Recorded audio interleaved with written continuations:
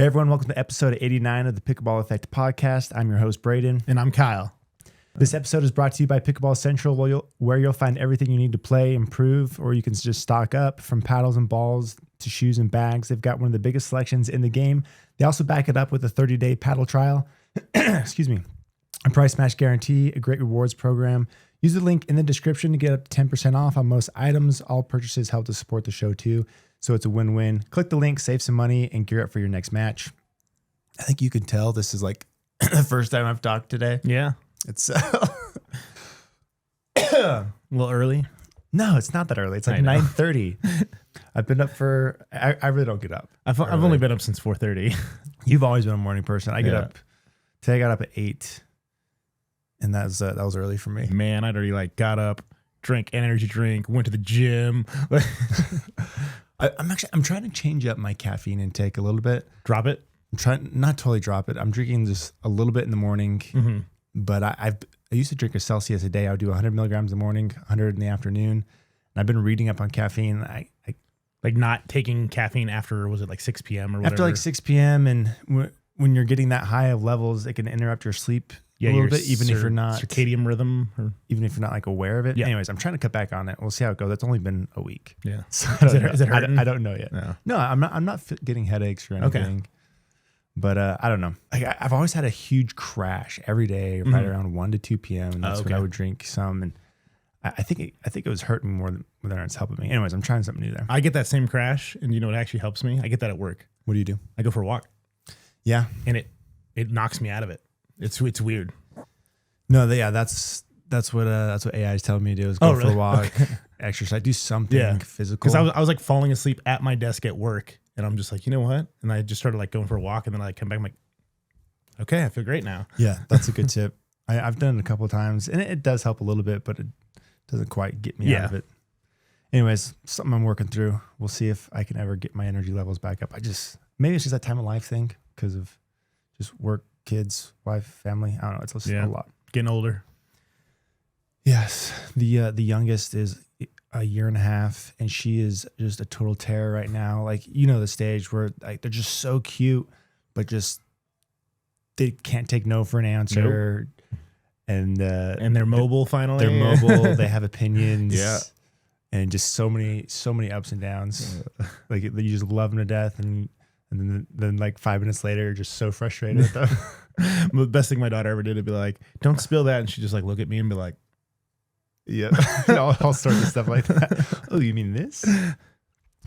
Anyway, so for weekly update, I'm gonna give you guys some updates on projects getting close to completion, and then I'm some bigger ones I'm working on right now. 3.0 to 5.0 is Kyle. What are we talking about there?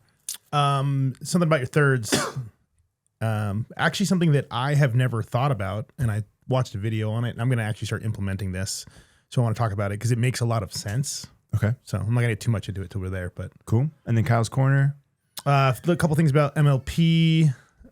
Shout out to a local person, and then I'm going to follow it up with kind of a question similar to like what we had last week with the Hayden. Is this how we feel about it? By the way, though, I noticed he didn't actually take any crazy shots like that this week. So, Jack Sock did, though. So Jack Sock definitely did. Like the first game against Hayden, pulls a Hayden on him. Tried to kill him. It was brutal. It was, and I think Jack Sock's a little bigger than Hayden. He hits the ball a little harder. I don't know about that. Hayden spanks it, but possible. Okay, and then for Paddle, Babble, and Gear, we're just going to talk about. We can talk about the Carbon 4 now. The TruFoam Genesis 4. What are our thoughts on there? That released this last week. And then I have more thoughts on the GX2 for the Gearbox. The more and more I play it, the more and more I like it. I have some more developed, advanced thoughts on that one. I had my first experience with it when I played with you. Was that Friday or Saturday? Yeah. So then we got together Saturday, and man, this must have been 3 or so ish 4 months ago. We did an episode about like ranking the plush level of paddles from super soft to stiff. At the time, there were no foams, or maybe we had one foam. There was like, I think the TruFoam was the only one that existed. Maybe it was the only TruFoam, but now we have all these different foam paddles in existence. We wanted to get an idea of where the foam paddles stack against just the broader market of feel, as far as plushness, all the way up to stiffer feeling paddles. And so we'll How many do we have? We have about 15 paddles. We have Gen 1, Gen 3, just a whole variety that we... Gen 4.5? 4.2s and 3s. Anyways, we're going to stack all those and share our thoughts there, which will be fun. And then, of course, we have our paddle fitting of the week. So going back to the weekly update projects that I'm excited about that I'm almost done. One is I'm going to launch the AI this week. So I finally got a working prototype that is doing what I want it to for the most part. Mm-hmm. And it's in a good place. So I've had a working model on the website as a chat bot for a little bit, just seeing what people are saying and asking it. And I hired so I ended up stopped working with that original guy, found somebody else. And the new people I've been working with are the ones that were able to create this one. I'm going to launch with this week. Anyways, it's going to be available as like a chat bot on the website, and I'll also have a dedicated page for it. I think I'm just going to put it. I think I'll make a dedicated page for it, and then I'll also put a window for it underneath my database. So will it? You kind of give it what you are looking for. It spits out recommendations, and then does it give you like the links and the codes to use too? Yeah. So sweet. The crux of it is my database is the heart of it. Yes. And it has all. I had to change up the database numbers. Like I don't have like power percentiles. I just ranked everything from 1 to 10. Yep. And then so that took a long time of like every paddle in there. Anyways, I got all that information in there. It exists. And then I just had what I ended up writing was this document of how Braydon recommends paddles. This is my process. This is my thinking. When you know what paddle they have, this is what they say or what they're asking for. This is how I make adjustments and recommend paddles. So it uses that like heuristics guide to recommend paddles, but then it's also just broader. So it's connected to my website. It knows every single article I have. I've written some other stuff that I'm feeding it where you can ask it any question, paddle related, like, what's generation 1 through 4 mean? I have all my definitions, how I describe and talk about things. It's all available in there. So you can talk about it just about general paddle construction, general paddle questions in addition to recommendations. Okay. And it's pretty good. It's, when I do my testing, more often than not, it'll recommend a very good paddle. I mean, it's not perfect, but it's right more than it's wrong. And when it is off, it's not off by much. It's just a little bit. Got it. When you're done with that, I need you to make a AI partner finder so I can find like a mixed doubles partner. who would match my style? Yeah, exactly. And once you find them, search the Duper database to find local nearby players. Send me their profiles, socials. Send me their numbers, phone number. Anyway, so super pumped about that. I think it's going to be really cool. Really excited to get some feedback on that. And really cool. That'll be a big differentiator for my website of how you can interact with all this stuff that I've created. Mm-hmm. And it'll only get better as people use it. Yeah, it'll get better. I'll be able to see conversations, see what people are asking, how they're interacting, and we'll just keep refining it. And then in addition to that, I'm launching a paddle comparison tool. So this is did you see it? I shared it in the Instagram channel. Ooh, I don't know if I clicked on it. Let me show this to you because this is something that I made actually fairly quickly and turned out awesome. So I'm calling it a paddle comparison tool. For those listening, I'm gonna publish this today. So this will be available when the website or when the podcast launches. Okay. This will just be a tab in my navigation that takes you to this paddle comparison tool. So you come here, you select, I have all the paddles in my database. You select which one you're playing. So say you're playing so he's got Franklin. He's got a drop down box. He's picking the paddle he's playing with. Yeah. So you click on the paddle you're playing with and you can say, I want to check out paddles that are similar in performance, more offense, more control. Oh, very cool. I want more control. And then it will auto select 3 different options that you can go compare side by side. It has all the numbers from power percentiles, spin, build style. It has some bar charts, some different visualizations, the little spider web chart, so you can compare everything side by side. It's very similar to like when you're comparing benchmarks of GPUs. That's kind of what this gives me the vibes of. Yeah, totally. Yeah. And so it's really this really cool interactive tool, and that's just like the little auto paddle finder. You can also select any 4 paddles you are just interested in trying out. So I have this box here where you can go select what paddles you want to compare side by side. We'll just select 4 random ones here, and then it plops them down there at the bottom. Very cool. Anyways, this is just a new way to use the database. It's more interactive, more visual. Because I've wanted to build something like this for a long time. I actually got a quote from these guys that had made a similar website because I thought it was amazing. Yeah. But it was going to cost me a lot of money. Yeah. And I was just like, I don't want to do this. This is really good. You need to make sure you get this out there some other ways. Yeah, this thing is awesome. And so it's just an AI tool. Okay. I went there, I built it through this AI program. This literally took me 4 or 5 hours, which is incredible. That is scary. And it's super legit. Yeah. Well, you already had all the years of having the data goes I was a long going to say ways. the data took years. The data is the core, is the heart of it. You have to have that to make this tool. But the fact that I'm able to use AI to build this tool that is wild. extremely user friendly, very legit. This thing is looks amazing. clean. Yeah. And anyways, I'll put a link to it in the description. Would love any feedback you have there. It's actually pretty straightforward to update. But this is another tool that I'm super pumped about, and I might be able to use this same AI tool to build other things like building some sort of like weight setup calculator. It's like, okay, this is the paddle I'm playing.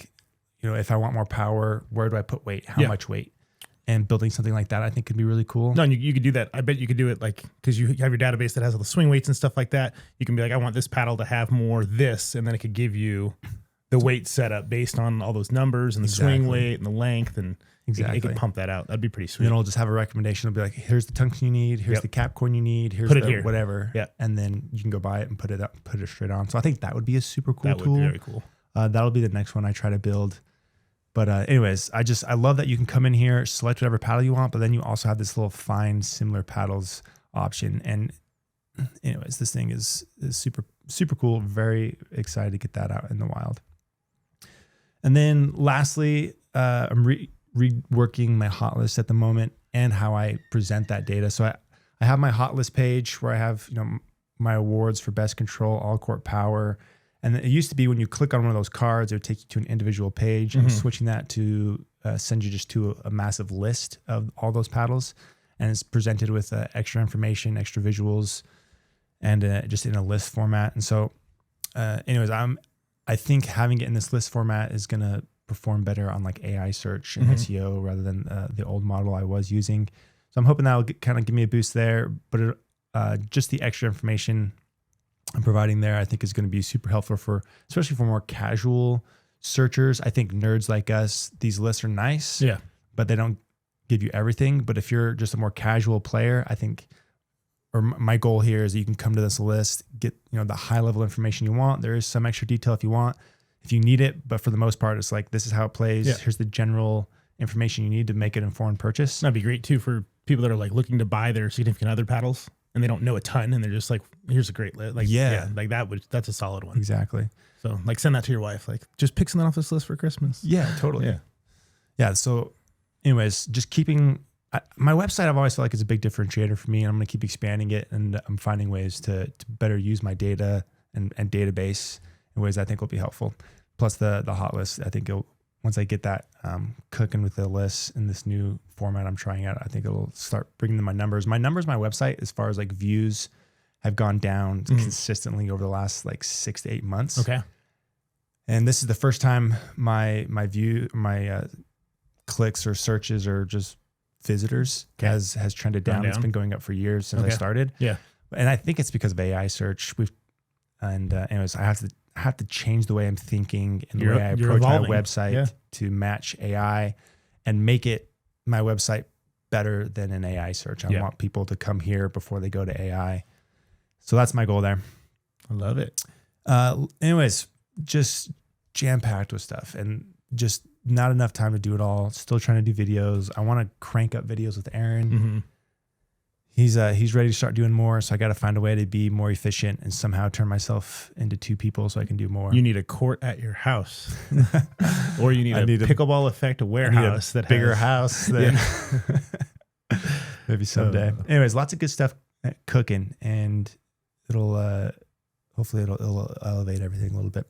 Love it. And then you have I have a question for the audience, basically, because everybody knows I've been training for this marathon. I ran 16 miles yesterday. I need some new shoes. So I've been running in trail shoes that have like 0 drop. They're they're probably super heavy too. No, they're actually pretty light. They're ultras, so they have a wider toe box. So if there's any runners out there that run, like I'm talking long distances, because the trail shoes are fine, like up to like mile 10 to 12, but then my feet start to hurt. And so I think I need to get some actual marathon shoes. So I'm looking for recommendations. If anybody has it, I need something with a wider toe box. I actually messaged TYR. Tier, yeah. Because they do make a marathon shoe, and I didn't know that. So I'm gonna see how that fits. But marathon shoes are very expensive, so I need the right ones. Yeah, because they're like $260. Have you ever gone into a place? One day shoes downtown. I went down there. There's a running shoe store at the mall in Boise. Man, I haven't been to the mall in like 10 years. They're incredible. Like you can get your foot scanned. Okay, at the Boise Mall? It might have been the Meridian. Is it the Meridian one that's the bigger one? I don't know. There's the Village at in Meridian, and then you have like the actual Boise Town Square. All right, we'll talk about that. We'll talk about it offline. Okay, but if you guys have any recommendations with a wider toe box, please let me know. Yeah, I haven't looked at marathon shoes in a long time. When I was running, I always used Brooks, but the shoes have changed a lot. Like the soles are humongous now. Yeah, no, they look like they run. And that's the thing. I run on shoes that basically are like flat. Yeah, I think shoes have changed a lot in the 10 years since I've been running consistently. Well, there you go. Give this guy a shoe recommendation. All right, 3 out of 5 by Kyle brought Kyle. Kyle brought to you by Slice. No, dang it. Holy. No. What are we on? We are on 3 out of 5 brought to you by Holy. Oh my gosh. Brought to you by Holy. How do you say holy in like holy? Like that. So this is an advanced electrolyte system made specifically with pickleball players in mind. Their 3-step hydration approach helps you stay fueled on the court, recover faster afterward, and keep your energy up for the long haul. The flavors are dialed, the ingredients are clean, and most importantly, it actually works. Hit the link in the description and use the code PBEffect at checkout to lock in your discount. Your body and your game will thank you. I've actually been using those for running too. Is it? Like it? They sent me a bunch more, so I've been using it a lot lately for not just pickleball. Because I've been pounding a lot of water lately. Your 60-mile runs, are you carrying water? You're 16? Yeah. I carry, I think I have an 18-ounce bottle or 16-ounce bottle. So I carry one gel. I carried one gel and then one bottle.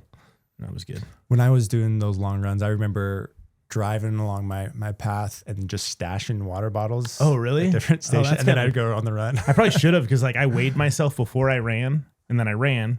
And I weighed myself after, and I lost almost 10 pounds of liquid. Water weight. Yeah, like my clothes felt like I went swimming. Oh man, I'm glad I didn't see you after that. Yeah, it was gross. Big hug.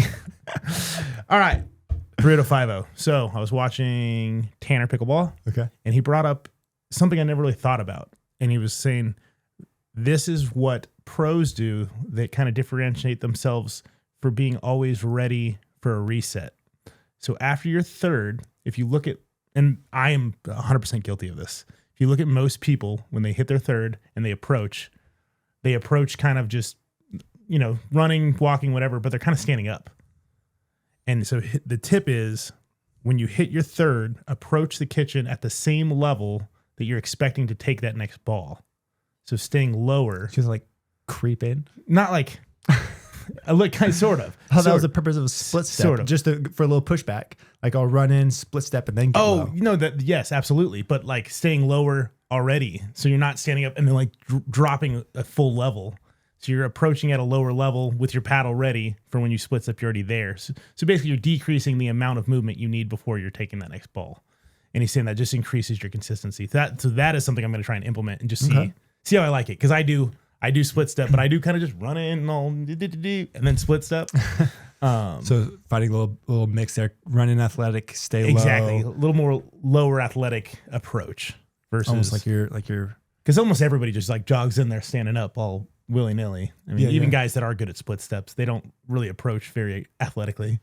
So being a more athletic, ready position all the time. So I'll report back to how I feel like that affects my game. But okay, Tanner has been kicking butt on the APP. Oh yeah, he won his first event this year. Really impressive what he's been able to do, not only with his channel, but just on his personal game and competition wise, that the kid is impressive. Yeah, 'cause, I mean, for the longest, it's funny because when I first had seen his videos, I was like, is this guy even any good? Or is he just like pumping out content? But no, he's good and he pumps out content. Yeah, he's legit. Yeah, he's got good stuff. Thank you. That was great. All right, Kyle's Corner brought to you by Slice. There you go. Now you know what we're doing. Yeah. All right, Slice. So this is a weighted end cap that I use and recommend all the time. It's an easy way to fine-tune your paddle's performance. They help improve balance, add power, and make your paddle easier to maneuver all in one simple add-on. And it's made right here in the USA. Use the code PBEffect to save and check them out in the link in the description. This is a customized PE one. You can do that or just buy their stock 1 ounce or half ounce options. Or the adjustable. All right. So first off, let's give a shout out to our local legend now, Chloe Agleski. She won gold in women's for the last Challenger event. Yeah. And she got picked up in the MLP on the Utah Black Diamonds. Yeah, so she's a sub for that team, which that's still a huge deal. Like really big deal. Yeah, no, really happy for her. Yeah, so she got her PPA card pretty recently. I mean, we talked about it. I was talking to her dad. They have to attend, I believe, 16 events a year. Okay. For their first year, and then in their second year, they have to do, I believe, 24 is what the numbers were. Okay. That's a lot of weeks. That's a lot of tournaments. Do they, I mean, I don't know if they are allowed to disclose this. Do they help with any of the travel or anything? Because I feel like that's a big money commitment if you have to travel to that many events, seeing as we live in Boise, Idaho. You know, I didn't ask that specific question, but the way our conversation went, I would guess that they don't help much for travel expenses, though they mostly do challenger events, and she does really well in those, and they make enough money from the prize money at those events to pay for most of the travel and stuff. But if it's super expensive, that sounds like a grind. If you're just getting in, you just get your card, you're not winning stuff, you're trying to get better, improve, you need a lot of money to stay in the scene long enough to get to that level. And anyways, no, because I think the hope really is happy like for her, though. You stay relevant, and then hopefully you get picked up by a guy that's pretty good, and then you have to stay relevant, because otherwise you're not going to get picked up on these better teams. Right. You have to be consistent. You have to start getting results from whether challengers or just real PPA events. She's starting to win first rounds. She's got a really good gal that she plays with who's same age as her, and I'm excited to see them grow together. Yeah, I think it's fun to see players improve as a team. Yes. One of my favorite things that happened in pro pickleball was Jay DeVilliers and Pat Smith coming in as nobody, growing together as a team. This was 2 years ago. And anyways, it was so fun watching their journey, and then they ended up splitting, and it wasn't as funny anymore when they split. And no, it is sad. DeVilliers went with McGuffin, Pat kind of did his own thing. I was kind of sad. Like, I really liked they never really got super good results, but I did always like the Elise Jones, Megan Dazan team. That was another one that kind of grew up together, and everybody moved up together. And then eventually they had to split. And by the way, Megan played. Did you watch MLP? She played. She played lights out. Yeah, she definitely stepped it up this weekend. Yeah, that was awesome for the fives. Anyways, Chloe's on there. MLP's in Salt Lake this week. I think I'm gonna go down. I'm do some work with my brother and then attend one of the days there. I think I'm gonna go Saturday. You're not gonna do the full weekend like we did last time? No, that was a lot. That was exhausting. But we haven't talked about this. I don't know. Have you thought about going at all? I have thought about it. I haven't decided what I want to do though. Well, if you want to go, I'm gonna go Saturday. You're gonna go Saturday? Maybe I'll go down for one day and just come back. But that'll make a day of it. You'll have your kids next weekend? I won't have my kids on Saturday. I would just take that day off. I have my kids Sunday though, so I wouldn't go Sunday. A quick one if you did it. No, but I'd get them Sunday at noon, so I could go Saturday and then just drive back Sunday morning. Yeah. Anyways, round things out. Super happy for Chloe. Go Chloe. Go Chloe. All right. Dream Breaker. Fives against the Mad Drops. Did you watch this? I did, actually. Everybody was very excited because, he got ALW versus Ben Johns. Like, sadly, they didn't play against each other because I know that's what everybody would really want. But it was very strange, though. So Ben Johns goes 0-4 in his first rotation. He doesn't have a singles paddle. Yeah, he normally will switch to a Gen 2 for singles. But he didn't. and it was really weird. And he went 0-4, and you could tell that. Did you notice that, or was there chatter about that? No, they were talking about it. Like, I noticed it obviously because we're paddle nerds, but like there was chatter about it there too. And it was just like, why is he not playing with his singles paddle? And he goes 0-4, which is actually the reason they end up losing. It was that tight. Yeah, the Mad Drops lost the Dream Breaker to the fives. It was 21-19. Yeah, I think so. Yeah, exactly. Super tight. That was super fun to watch. Annalie went 8-0. Yeah. Hunter Johnson I think went 7-8. He's a beast. He's so good, dude. Yeah, at singles. Well, I mean, he's good at doubles, but he's exceptionally good. He was struggling with Ben though. Did you watch him with Ben? He couldn't. He kept hitting these really. You could tell he was uncomfortable playing right side like that to Ben. He was hitting these like really wide dinks to Ben's backside, and he'd just getting eaten up with ATPs like 3 times. Oh, it's just like you can't hit these wide dinks on, like, the dudes are going to get around and hit them. You're not going to burn somebody on a clean winner dink very often. But now it was fun to watch. I will say, I think the trade is good for MLP. Ben does look like he's trying a lot harder. It was a lot more fun to watch than watching him on the Hogs. You were talking about Ben's paddle though. Is there a conclusion there? Did he? No, switch? that was just so weird. He didn't switch at all. He just stayed there. It was so, but why? He got his next 4 points, I think. I think he went 3-1 the next one. I don't think he went 4-0. Oh, but it was better. But it was way better. But it was just weird. I don't know. That was just something that I was like, why did there's probably a Gen 2 Yola in the house somewhere. But it was just strange that he didn't use. Why would he not have one on him? Yeah. I just put that in there because it was weird. Yeah, the fives ended up taking that one. The Mad Drops did look good. They did look good. But they weren't sweeping everybody. Like they thought. Yeah, exactly. Everybody thought the Mad Drops with that trade were going to basically be unstoppable. No. I still think the Shock are the team to beat. Hayden is playing out of his mind. He's playing great pickleball. I mean, that whole team is very, very solid. The Flash dropped a couple games. They look good though. They still look good. They do look good, but they did drop. They didn't go undefeated this week. I did see, now that you bring up the Flash, I've never seen that much emotion out of JW ever. Yeah, that like went viral. A picture of him like screaming. Yeah, that was. I don't even know what the scenario was. I wasn't watching that point, but I just thought that was funny that he's usually so kind of like monotone and chill that like that's why everyone's freaking he yells out. One time and it's like the internet goes bananas. Yeah, exactly. I love it. I love JW. All right, controversial question. Okay, the Shock ladies.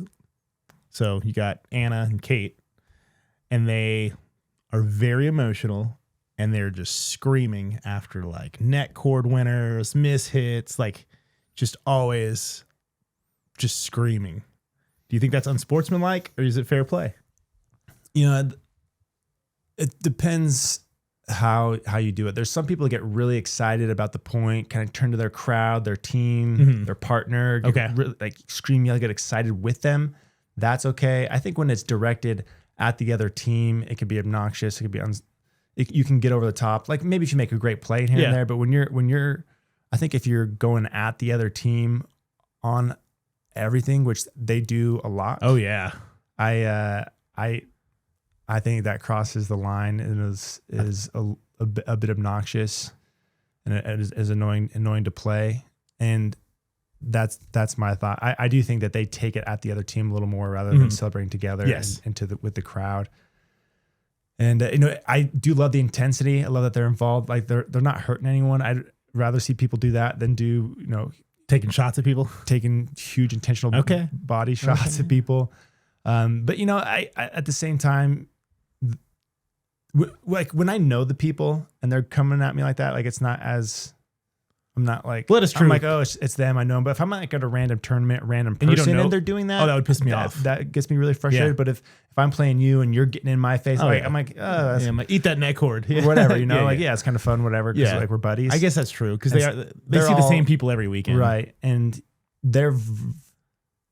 I know Kate better than Anna, but like off the court, Kate is just so nice and friendly, and I'm sure she's buddies and knows everyone well, and that's kind of her personality. It would be interesting. So there's some interplay there that I think is different versus playing a random person that's behaving that way.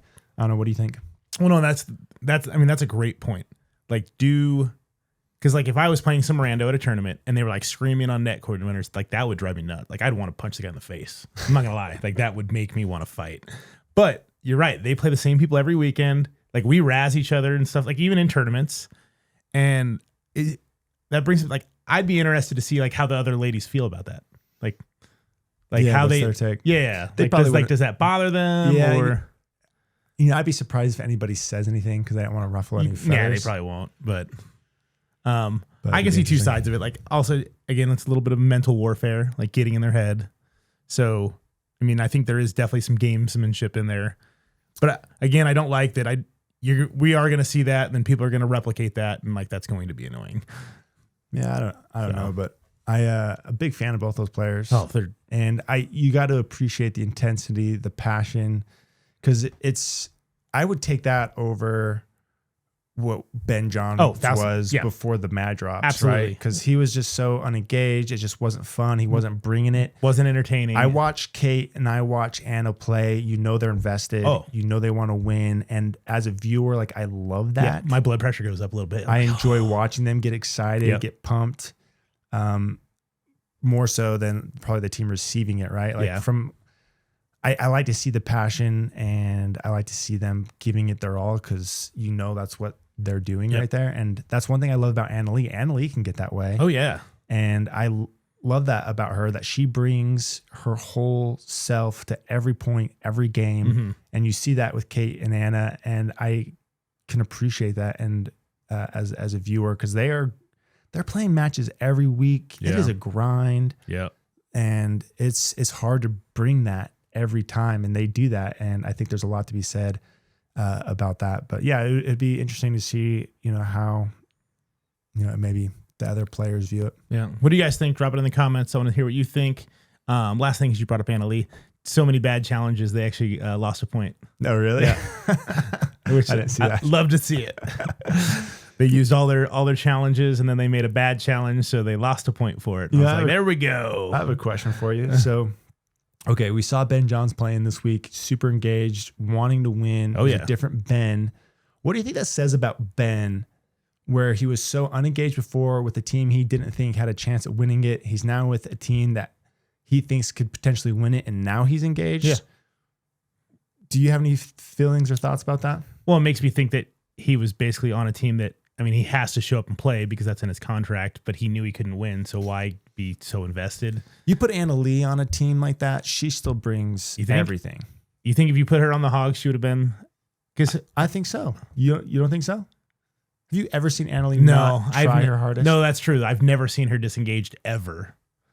That's a good point. She was playing with Agassi at the U.S. Open, and she did everything she could. She did. That was fun to watch too, though. Right? She's playing with Agassi. So she knows she knows she's gonna lose. Like, but she's still out there giving 110%. Yeah, that's true. I get the feeling that if you put Anna Lee on a subpar, even her team now, they're a good team. Yeah.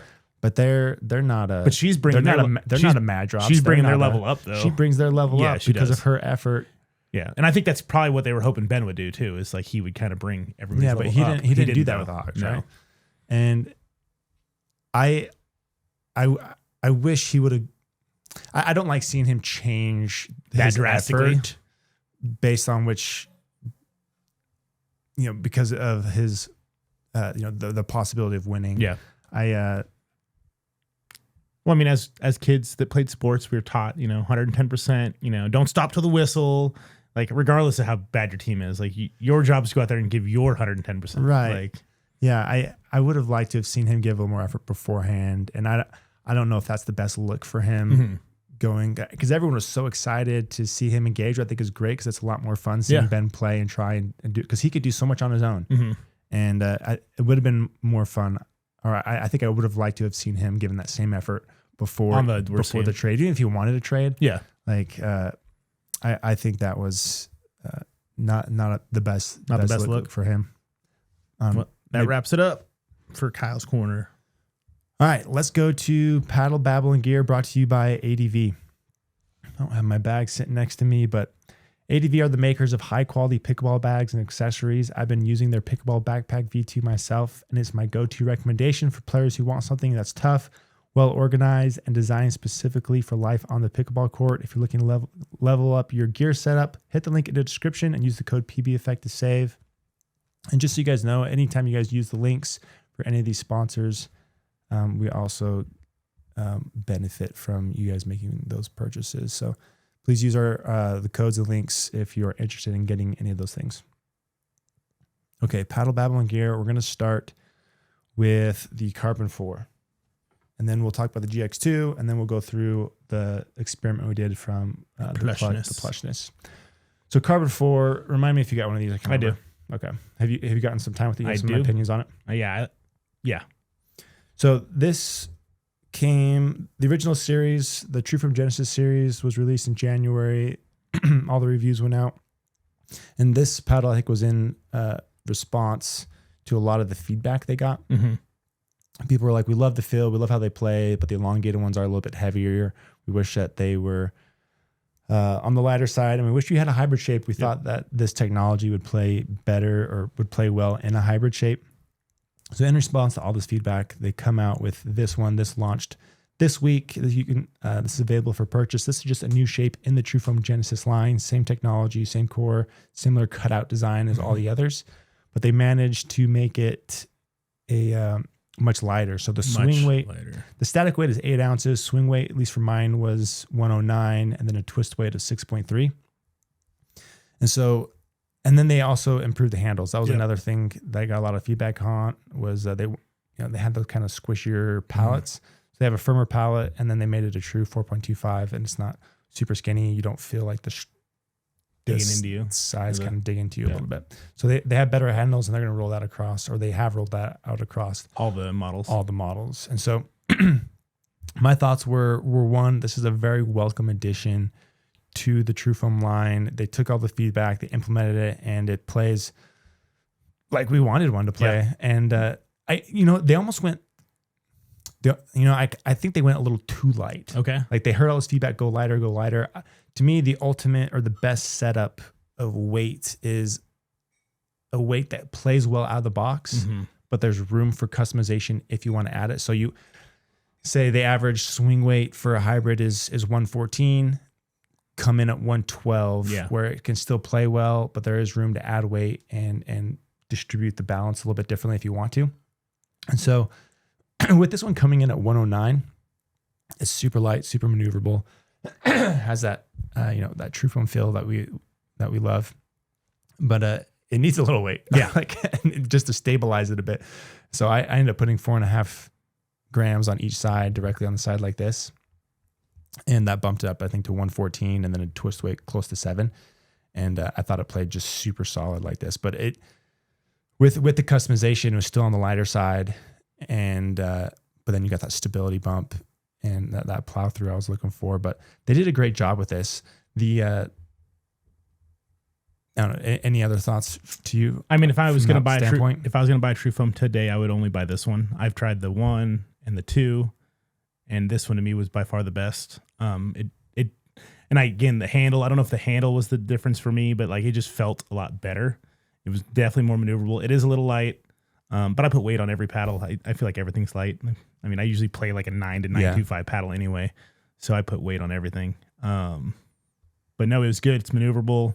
It is what I think they should have aimed for these. I'm curious, like if they should have aimed for these lower swing weights for the other models. But the carbons have always been a little heavy. I know, like my old 3 is pretty heavy too. Is it?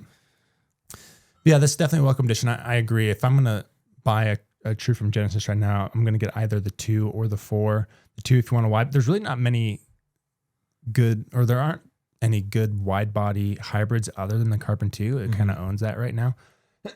You have the Selkirk 008 and then the Diadem Blue Core that have wide bodies, but those aren't the best wide bodies. This is definitely the best wide body option. So if you want a wide body option and you want a good playing, a little harder hitting foam, this is the route you have to go. And then if you want an elongated shape, I think you just get the 4 over the 1 and the 3. It plays better than the other 2 in my estimation. The only kind of I guess not criticism, but other thought is this. Okay, this plays great, but it comes out 7 months later where there's a lot of competition now. And so this, in looking at the market as a whole, maybe this isn't as attractive now, just because you can go get a Honolulu J2NF for $195. That their hybrid shape is just the best hybrid shape right now, and so they like if I'm picking between this and a Honolulu, I'm going to go Honolulu just because you get a bigger sweet spot out of the gate while still having that lower 111, 112 swing weight. It has that, I did that review earlier this week. If you haven't seen it, you can go watch it where I compare this to the Honolulu. Like this paddle plays great, but I think the Honolulu does outperform it. Though there is a place for the 4 if you want something super maneuverable. And if you're a diehard carbon, you will love how the 2 played. And you want something longer, go with this one. Or if you're playing the 1 or the 3, you want something lighter, then this is the option. But like it's great, but I do think the Honolulu outperforms it. The sweet spot's better. You get a little more offense out of it. It's just a little bit softer feel. And but they both play great, though I would take the Honolulu over it. Any other thoughts on this one? No, I'm just waiting for the next carbon series that we all know already exists, but they don't want to talk about it. Yeah, they've been secretly hyping up their next TruFoam line. I've seen it floating around places, and every time I ask them, they're like, "Shh."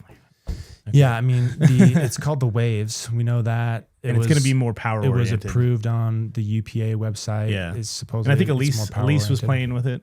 Yeah. I don't know anything. I don't know anything about it. No. Other than I just heard it was power oriented in the works. So keep an eye out for that.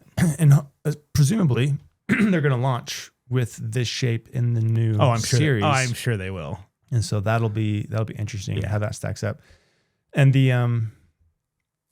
I guess the other thing that kind of drew me to the Honolulu over the carbon is I thought the Honolulu just gives you a little more consistent play out of it. Because it doesn't have the fiberglass square? Yeah. Well, I don't know if it's the fiberglass square or if it's the way the cutout design is just optimized for the sweet spot. Because it kind of has that like spider web design where everything's just there to perform when you hit the sweet spot. And when you hit the sweet spot, it's really nice. You get that little jump, a little trampoline effect to it, a little springy.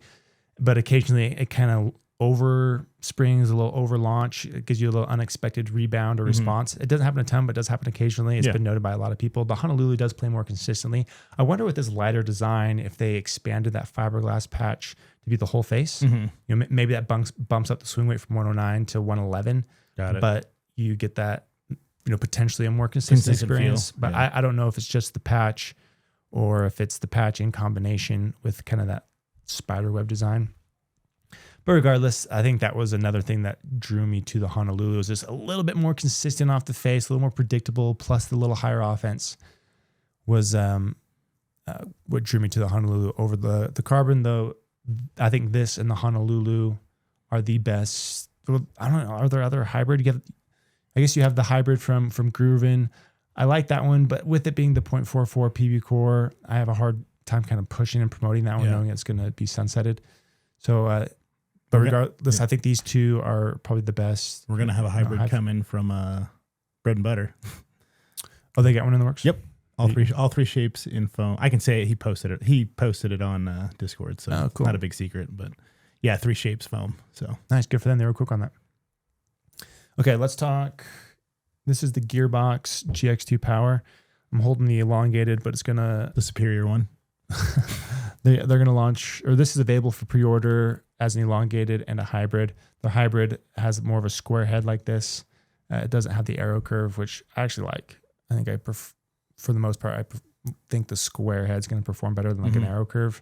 Though the arrow curve on the Honolulu plays great, so it's not a guarantee. But anyways, I don't think I've ever read the numbers on these but I'm going to because it's very different from past Gearbox models. Cool. So let me guess. 121. So 118 on the elongated for the swing weight, and then 113 for the hybrid, and then twist weights you have 6.2 on the elongated and 6.7 on the hybrid. All right, these are good numbers. Yeah, these are numbers that are un-Gearbox like, very un-Gearbox like. And like when I look at these, I'm like, these are solid. Like the twist weight and swing weight combinations are in a good place, and they play more maneuverable. And then the sweet spots feel good on them, which is a little bit different. It's not too heavy. Like all their other ones have been so heavy. Their pro powers, their pro controls, the ultimate were all like 120, 123, 120, like 120 to 124, and they were all thinner too, other than the ultimate. But and then anyway, so it's nice to see some like what do you call like normal numbers, I guess, from them. And some industry standard. So they're kind of meeting some industry, not just industry standard, but like a little bit better than like average for their shapes. A little bit lighter, but the twist weights are good. And the one thing I noted with these is when I'm playing with them, like they have good. This is like Yola power, but they carry through the ball well still, even though the swing weights, like normally I'll add just a couple grams, if I see specs like this, but I didn't add any weight because I just didn't think it needed it. Maybe you would want a little bit weight on this, but I didn't think it needed any weight. I thought the plow through was there for how light it was, that you don't get. Like, for example, the Honolulu is right around 112, 113. I needed to add a little weight on there to bump up that plow through. I didn't feel that need with these at all. But the reason I bring these up again is that I now kind of have a couple of storylines why I think people are going to like this. First of all, I'm really digging this thing. The more I play with it, the more I like it. And but the two elements I think that are going to make this attractive and interesting to some people is the way it feels. Is it's kind of a little hollowy-ish, but still softer and pleasant. And so it has a more familiar feel to a Gen 3 than all these other foam style paddles. This isn't, 100%, Gen 4 style core, but it feels more similar to those than it does a polypropylene. Yeah. But the big difference between the feel of this and other foams, this has a little bit of a hollow feel to it that's very reminiscent, very familiar of a Gen 3, but it's still softer, more comfortable, not as harsh. And so if you're coming from either a Yola or some other Gen 3 and you like that feel, that little stiffer, a little hollower, you connect with it well, you like that response it gives you, this is just a natural transition from a Gen 3 style paddle. If you still want that big power and pop, but you do want something that's a little more comfortable, you want to get something that's more durable, this I believe is going to be just as durable, if not more durable than foam paddles. I haven't, I played with it for a couple of weeks now, but they have a GX2, I guess you call it, control model they released before that I wasn't as big on as this because it was just overly muted. And it but it's been out for a few months. So I went on like Reddit and Facebook and just said, hey, has anybody been maining this? Have you had any durability issues? And there were 3 people that said they played it consistently, 3+ times a week for a month or 2, and none of them had any issues. So although that's not an exhaustive test, that's a good sign. It's and this is indicator. This is using, the same or similar technology as the other GX2. So I would presume that this durability on this is going to be good. Gearbox has always been known to be pretty durable. Other than their ultimate broken, got really hot, their powers broke. So like when you look at their history, before the Pro Powers, they were known for durability. Yeah. They never, and they always performed great there. And then the Pro Power era came in, and those broke in, got too hot, and had durability issues. And then so they kind of lost that element of a gearbox some. Though I think these bring it back. These aren't built the same way as the Pro Powers. The Pro Powers have like that just one area in the core that has their little structure. This one is more reminiscent of models that were built before the Pro Powers, where it expands the whole face and uses a structure that's reinforced here in the center for extra durability in the center of the core. But I think they have that covered here on the durability side. So anyways, I think this is an attractive route to go. If you are a Gen 3 person, you want extra durability, you want a more comfortable experience, you don't want to commit to a foam paddle because it's too muted for you and you don't like that impact feel. Although a lot of people are loving it, it's not for everyone. Yeah. And this one just has that familiar feel of a Gen 3, but better, in my opinion. I would take that over a Yola any day. And I'm like seriously considering maining their hybrid. Yeah. I am like for some sort of combination with its feel and the dwell time it has. I've commented on my Instagram and other places that for this thing has the most dwell I have ever experienced in a paddle, which is a highlight for it. But then when you look at this compared to other power paddles, when you think power paddles, they don't typically have that big dwell because it pops off faster, yeah. But people like the Gen 3 style because it does sit on there a little bit. This sits on the face longer than the Gen 3 styles. And I think so the extra dwell in combination with its more comfortable feel. It's not super soft, but it is softer. than the Gen 3s. But I don't know, it just worked. That combination of the feel and the dwell, just I can control this thing really well. I played in a couple of groups now against some really hard hitters where if I played them with the flick, the ball was flying out. Yeah. That wasn't happening here. I was able to direct the ball, keep it down. I was able to take pace off when I needed to, that I just couldn't with the flick. And I can do that better with the Yola, but I still think I can control this better than a Yola. I just connected with it better. And anyway, I want to do I'm working on my written review for that, and then potentially a video down the road. But I think this is going to be the big downside to it is just it's $280 bucks. They do discount codes like PB Effect. I think brings it down to $252, but it's on the pricier side. But there are reasons to justify that price, I think, if you're coming from a Gen 3. Anyways, that's my thoughts there. Okay, let's talk about the plushness levels. So just kind of give us a recap of what we did, and I'll bring these up. Okay, so we met up on Saturday. We had 15 paddles, and we basically hit all the paddles. Both of us hit all of the paddles, ranked them from plushness to firmness, and kind of went over each other's paddles and rearranged them. We hit the balls, against the wall, against each other, kind of just ranking the impact feel, basically firmness to softness, so we could see where foam kind of fell in line with some of the newer paddles and some of the mainstay paddles, such as like the Pro 4s and stuff. Perfect. Thank you. We got a lot of paddles. We did have a 3, 6, 9, 12, 13, 14, 15, 16, 17 paddles. So we'll just kind of cook through these. And 17 paddles on the table for those listening. Yes. So we'll go from stiffest to plushest. So at the very top, we have the Phoenix HX. This is the Chorus, their new power paddle. This is a polypropylene kind of Gen 3 style build. It's thinner. And this actually, it feels stiffer on like drives. It feels, it's a little more dynamic. It's a little softer on dinks and things. But this one was the stiffest one to us. Kind of a classic thinner Gen 3-ish style build. Next, we had the Yola. This is the Scorpius 16 millimeter as the second stiffest, another Gen 3 style build. And then we had the Franklin hybrid, the C45 as the next one. This one feels a little more plush, a little more crisp than the Yola, but still on the stiffer side. And then after that, we have the Wild Thing. This is from Bread and Butter. This isn't a particularly stiff feeling paddle, but compared to all these foams, it's just a little bit stiffer. I think there's a little bit of a jump from the C45 to this, like a little break. And then a lot of these other ones are a little bit tighter, closer together. But this is a Gen 2 thermoform, carbon fiberglass layup. So you do have that fiberglass. It stiffens it up a little bit, but this still, I guess this still feels fine to me. It's a crispy Shogun. But yeah, it's a crispy Shogun. But compared to these other ones, it was a little bit stiffer. So that's kind of where that Gen 2 style paddle fell.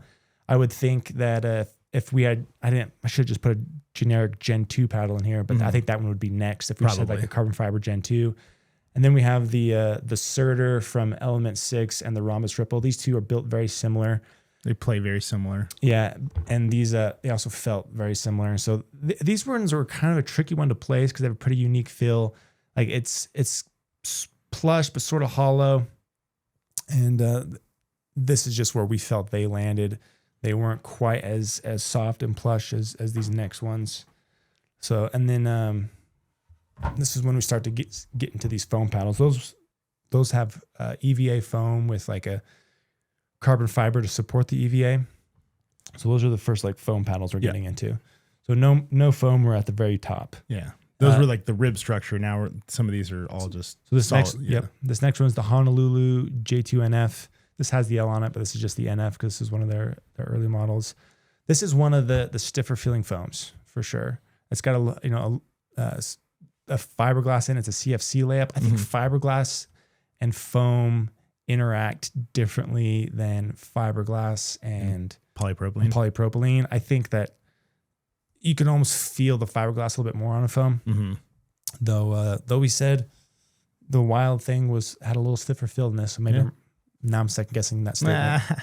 But anyways, this is where we put this one next. After that is where we have the GX2 Power from Gearbox. We thought this one sat just just a little bit more pleasant, little softer response than the NF, and then also had a little bit of that hollow feel to it. And then we have the F1 Terra Core. I think I've heard some other channels and reviewers say that this one was a stiffer filling foam, and it's maybe stiffer-ish. Yeah, but it's definitely smoother feeling than the NF, the Honolulu. But yeah, that's where this one sits. So I guess, compared to other foams, it's a little bit on the stiffer side, but compared to all paddles, it's still softer, right? Oh yeah. And then next we had the Carbon. This is the TruFoam 2.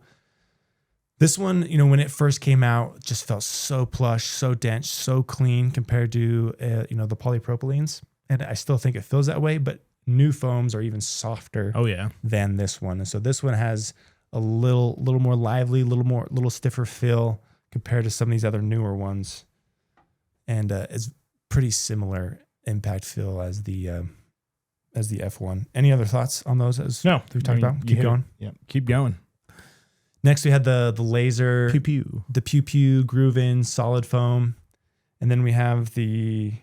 So now we're starting to get like pretty soft. Yeah, I'll say this is that was probably the last one where I would consider these soft. Yes. So then you have the Gen 4.5 from Enhance. This one I've just started putting more time on it. You can see my ball dust on there. It plays good. It does. It's soft, but it still has enough power. It's a fun paddle to play with. Agree.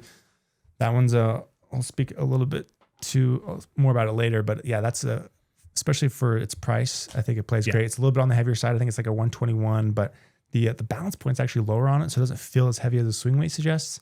But that's a good one for 150. Then you have the J2 FC Plus, and these ones all are very plush feeling.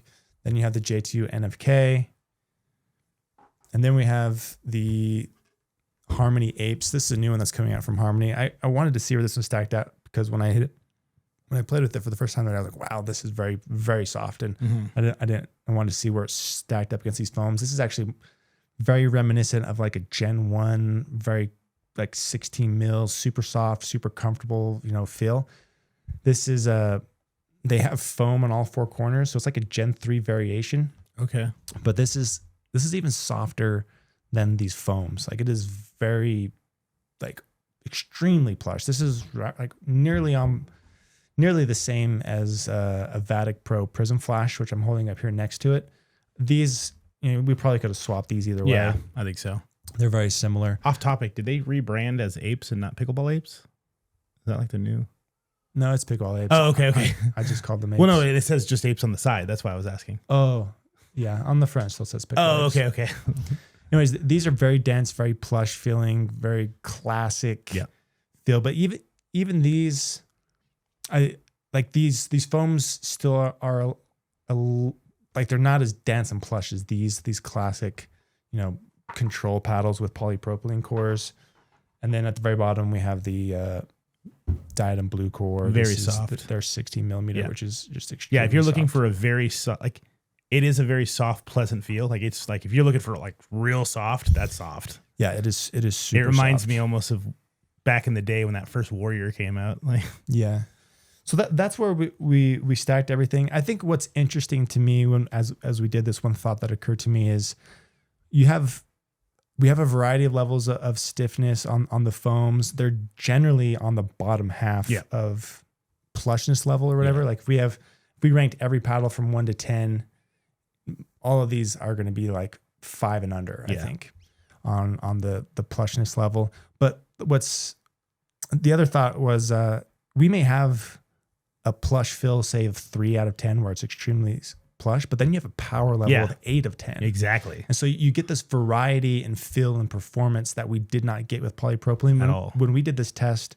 a few months ago, it almost tracked. It tracked. Yeah. Like the more plush, the more control, the more stiff, the more power. Now it's just all over the place. Which I like, because now I like the softer feel, but now I'm getting the softer feel with more power with the foam. Yeah, exactly. I think that's a big performance attribute that foam brings to the table, is you can get a variety of feels in combination with the variety of performance levels, and it's not this 1-to-1 ratio, sort of like it was before. And I get the feeling we're going to get more stiff feeling ones in the future as people start to iterate, try to make something different. I know I haven't hit a boomstick in a minute from Selkirk, but that one is. Have you hit the new one though? Because the old boomsticks I think are different than these ones they just are setting out. I mean, the ones I hit at their event. Oh, you went to the event. Never mind. So you've hit the new ones. So they did an event last weekend that I didn't go to, but I did go to the headquarters 2 months ago. Yeah. Where I'm pretty sure the prototypes. Those were the But I'm saying there a while ago there was a different boomstick. Perhaps. Yeah. Anyways, I think those ones are going to be on the stiffer side and give you a little different variety where it's not going to be overly muted. And so we're going to start to see this break out into some more maybe YOLO level stiffness for people that like that feel. But at the moment, they're all sitting kind of in that bottom half. And but yeah, that's where we stacked up. It kind of fell in between a few polypropylene, different designs, but definitely still on the softer side. Any other impressions that came from you? No, we brought up the biggest point. It's the cool thing about foam is now that you're getting different impact feels that don't exactly match your power pop level. So you can pick a paddle. You're going to be able to pick a paddle. You're like, I want a soft feel, but I still want top tier power and pop. And now you're going to be able to get that because with foam. Yep, I love that. Yeah, I think you're going to be able to go to the table and say, I prefer medium stiff feel and I want a power level of 9 out of 10. And you can find that. Yeah. And it's just as the foam paddles keep coming out, we're going to get more and more of those options. So whereas before it was almost like, okay, if I want a softer feel, then I have to go kind of all court control. Exactly. And you kind of just picked your performance level as far as your offensive output, and that determined to some degree the feel that you had to play with and learn to deal with. Whereas now we can now pick and choose different elements more. We can be pickier. This is the feel I want. This is the performance level I want, and we can mix and match these differently, which is exciting to me. Foam is the future. It's the future. So there you go. Those are our thoughts there. Last thing we'll do is for paddle fitting of the week. The question was, I use and like the Perseus 16 Pro IV, but maybe want something more maneuverable. Should I go Hyperion 16 or Scorpius 16? Let me know what you think. And then my answer for this one was, it just depends what you're willing to trade for the maneuverability. Yeah. You want to gain in maneuverability. If you go with the Hyperion 16, yes, you gain the maneuverability, but you give up sweet spot. Yep. But you do maintain that reach. So the Hyperion is just as long as the Perseus. It just has the arrow curve. And so you keep the reach, gain maneuverability, lose a little bit of sweet spot. The Scorpius, you actually gain sweet spot. You gain the maneuverability, but you lose reach. Yep. So it just depends on what you're willing to sacrifice for that maneuverability. Maneuverability, more than anything else, has its trade-offs. Yeah, always. If you want a bigger sweet spot, you usually have to give up some maneuverability. If you want, or you have to give up reach, you have to give up shape. There's usually some trade-off for maneuverability. It's not always like, oh, I want maneuverability plus a huge sweet spot. That's just not always there. And so anyways, those are my thoughts there. Do you have any? My one